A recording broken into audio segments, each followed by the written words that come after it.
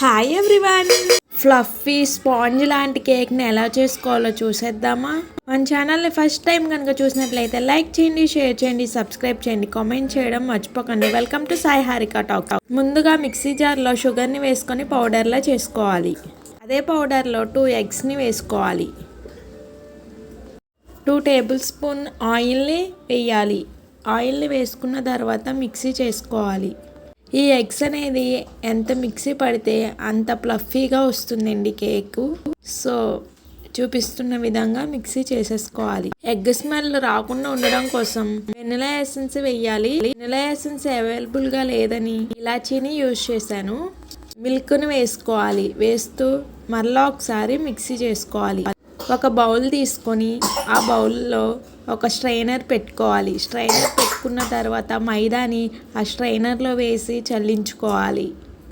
చూపిస్తున్న విధంగా చల్లించుకోవాలి. 1/2 table spoon తినే సోడాని వేసుకోవాలి. మైదాని చల్లించుకున్న తర్వాత 1/2 టేబుల్ స్పూన్ తినే సోడాని వేసుకోవాలి. అదేవిధంగా పించ్ ఆఫ్ సాల్ట్ని యాడ్ చేసుకోవాలి. పించ్ ఆఫ్ సాల్ట్ యాడ్ చేసుకున్న తర్వాత ముందుగా స్ట్రెయిన్ చేసుకున్న మైదా పిండిలో ఎగ్స్ మిక్సీ పట్టుకున్నాం కదండి, ఆ మిశ్రమాన్ని వేసి కలుపుకోవాలి. ఏ విధంగా కలపాలంటే కటింగ్ ఫోల్డ్ మెథడ్లో ఈ విధంగా చూపిస్తున్న విధంగా కటింగ్ ఫోల్డ్ మెథడ్లో అనేది మిక్స్ చేసుకోవాలండి. ఈ విధంగా మిక్స్ చేయడం వల్ల కేక్ అనేది ఫ్లఫీగా వస్తుంది. కొంచెం కొంచెంగా మిల్క్ని అయితే యాడ్ చేసుకొని కటింగ్ ఫోల్డ్ మెథడ్లో మాత్రమే మిక్స్ చేసుకోవాలండి. దోశ ప్యాటర్న్ ఏ విధంగా ఉంటుందో అంత పలుచగా ఉండేటట్టు మిక్స్ చేసుకోవాలి. ఈ మిశ్రమాన్ని ఒక మందపాటి బౌల్ అనేది తీసుకోవాలి. ఒక గిన్నెని, మందపాటి గిన్నెని తీసుకొని స్టవ్ పై పెట్టి స్టవ్ ఆన్ చేసుకొని స్టవ్ పై ఉన్న గిన్నె హీట్ అయిన తర్వాత ఒక స్టాండ్ లాంటిది పెట్టుకోవాలి. పెట్టుకున్న తర్వాత ముందుగా కలిపి ఉంచుకున్న మిశ్రమం ఉంది కదండి, కేక్ ప్యాటర్న్ అనేది, దానిని మరలా ఒకసారి కలుపుకొని చూస్తున్నారు కదండి, ఈ కన్సిస్టెన్సీలో వచ్చేంత వరకు కలుపుకోవాలి. కలుపుకున్న దాన్ని ఒక కేక్ గిన్నెని తీసుకొని ఆయిల్ని అప్లై చేసుకోవాలండి. ఆయిల్ని అప్లై చేసుకున్న తర్వాత కొంచెం మైదా పిండిని స్ప్రింకిల్ కింద చేసుకోవాలి. ఈ విధంగా చేయడం వల్ల కేక్ అనేది గిన్నెకి అంటుకోకుండా ఈజీగా వచ్చేస్తుంది. అంటే కేక్ ప్రిపరేషన్ అయిపోయిన తర్వాత బౌల్ తిప్పగానే వచ్చేస్తుంది. మనం ఏ కటింగ్ ఏం చేయని అవసరం లేదు. కలుపుకున్న మిశ్రమాన్ని ఈ బౌల్లోకి అయితే ట్రాన్స్ఫర్ చేసేసుకోవాలి. చూస్తున్నారు కదండి, ఇంత పలుచగా ఉండేటట్టు ఈ బ్యాటర్న్ అనేది ఈ విధంగా ఉండాలి. ఇప్పుడు వేసుకున్న తర్వాత కింద ట్యాప్ చేయాలి 2 టైమ్స్, బబుల్స్ అయ్యి లేకుండా ఉండడం కోసం.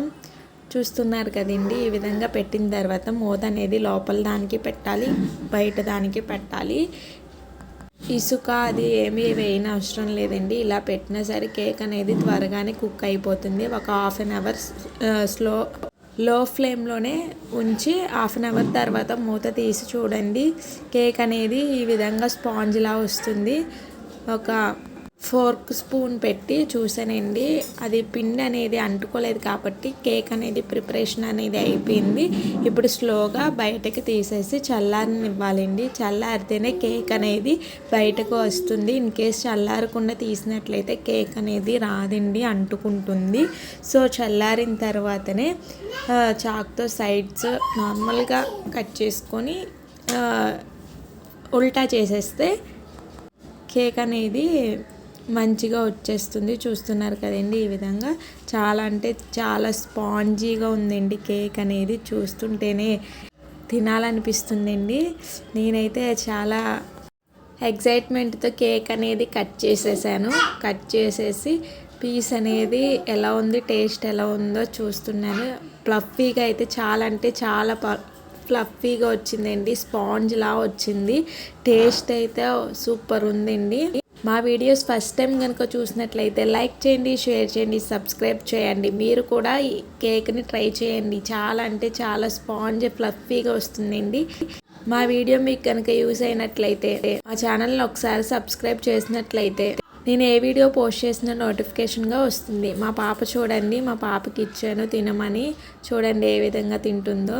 చాలా అంటే చాలా బాగుందండి. మా బాబుకి కూడా ఇచ్చానండి. ఫస్ట్ ఏంటిదా అని అలా చూశాడు. తర్వాత ఒక్కసారి టేస్ట్ చేశాడు. టేస్ట్ చేసి ఎలా ఉందో చెప్తాడు చూడండి. సూపర్ ఉంది మమ్మీ అని చెప్పాడు. అదిగోండి, చాలా హ్యాపీగా అయితే ఫీల్ అయ్యాడండి. చూడండి సూపర్ అని చెప్తున్నాను. మీరు కూడా ట్రై చేయండి. ఆలస్యం దేనికి? మరెందుకు ఆలస్యం? Like, share and subscribe. మళ్ళీ థ్యాంక్ యూ ఫర్ వాచింగ్.